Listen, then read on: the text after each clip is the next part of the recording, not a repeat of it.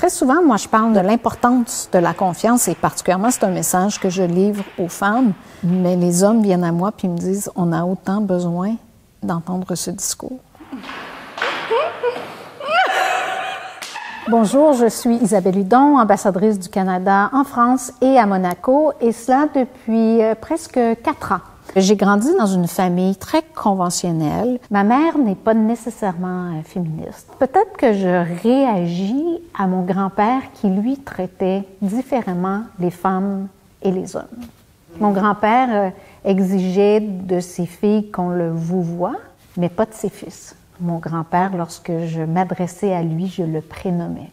À vrai dire, je pense que c'était une déclaration, avec énormément de respect, mais qui annonçait probablement mon côté battant. J'ai pas eu beaucoup de patience de banc d'école.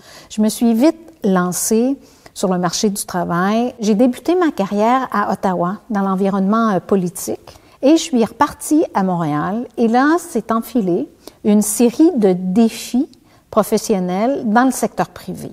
Je n'ai jamais eu le vertige ni peur de changer d'organisation et de changer de genre de responsabilité. Donc, j'ai travaillé chez Bombardier en aéronautique, j'ai travaillé à l'Agence spatiale canadienne, j'ai dirigé une société d'assurance vie.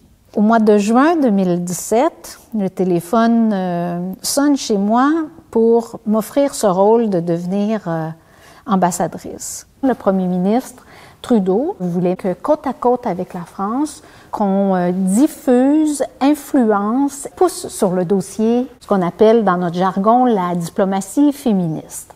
Lorsque j'ai atteint une fonction dans laquelle j'avais une voix publique, j'ai décidé de faire entendre mon point de vue et j'ai sciemment décidé que s'il fallait que je perde certaines amitiés au nom de cette, je pense qu'on peut dire que c'est une bataille, au nom de cet enjeu, soyons plus positifs, que je prenais le pari qu'il fallait croire à l'enjeu et se battre pour l'égalité femmes-hommes. Là, vous allez me dire, qu'est-ce que agir pour la cause? C'est pas d'organiser un congrès mondial à chaque jour comme le Forum Génération Égalité. Bien sûr, c'est important, mais on n'a pas l'énergie, on ne peut pas faire ça tous les jours. Mais une action par jour veut dire, à chaque fois qu'on entre dans une rencontre, de nommer à haute voix le nombre de femmes qui sont autour de la table. C'est d'annuler une rencontre durant laquelle j'étais la seule femme. Et je leur ai lancé le défi de revenir avec une meilleure représentation de leurs équipes. Il faut savoir quoi et comment le dire à certaines personnes pour que justement on ne soit pas agressante avec nos propos. On peut être déterminé, on peut être non négociable, mais à d'autres reprises, il faut raffiner nos arguments pour pouvoir garder les intervenants à la table et dans la conversation. La ministre et moi sommes extrêmement fiers. 93 femmes ont répondu présentes, 55 minorités visibles, des représentants de la communauté LGBTQ2 et des Autochtones. Chapeau très bas à vous tous et à vous toutes. Minister, what a pleasure! Vous avez la culture de légiférer en France. On identifie un défi, un problème, on y répond par une loi. Le gouvernement canadien, en 4 ans, a féminisé sa diplomatie de 23 à 50%, sans obligation légale ni obligation financière. Ce sont des femmes qui sont nommées à des postes de grande mission. Londres, Paris, Washington. Ce qui démontre lorsque la volonté politique y est, lorsque le leadership s'engage et décide de changer un environnement, une réalité, ça fait la différence. La diplomatie est lente par définition et je l'accepte. Cela étant, j'ai pas beaucoup de patience.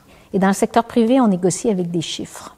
En diplomatie, c'est une négociation continue, mais sur des mots et sur des idées. Lorsque je vais quitter cette vie de diplomate pour retourner dans le secteur privé, je vais toujours me souvenir que C'est dommage que dans le secteur privé, on ne puisse pas bénéficier de temps de qualité, ne serait-ce que pour s'arrêter et prendre le temps de réfléchir. What can we do more and differently to help you? Quelle serait selon vous une mesure importante à mettre en place lors du forum Génération Égalité? On doit réfléchir à des actions qui rendent les filles et les femmes visibles, audibles, où on assure leur sécurité et leur éducation. De trouver des actions spécifiques qui sont pertinentes à différentes géographies, à différentes réalités et à différentes cultures. Dans certains coins du monde, ça veut aussi dire rendre légale l'éducation pour les jeunes filles. Puis l'important, c'est vraiment de s'attaquer à l'éducation et de nos petites filles et de nos petits garçons. C'est important que nos petits garçons se fassent dire ce qu'ils peuvent dire et faire et ce qui est interdit de dire et de faire. Je dis aux femmes que nous avons une responsabilité d'accepter d'être un modèle, non pas le modèle, mais d'être un modèle et de se faire entendre pour que les jeunes filles qui nous regardent se disent « elle y est arrivée, je peux y accéder ». Merci énormément, c'était passionnant, merci beaucoup. Merci.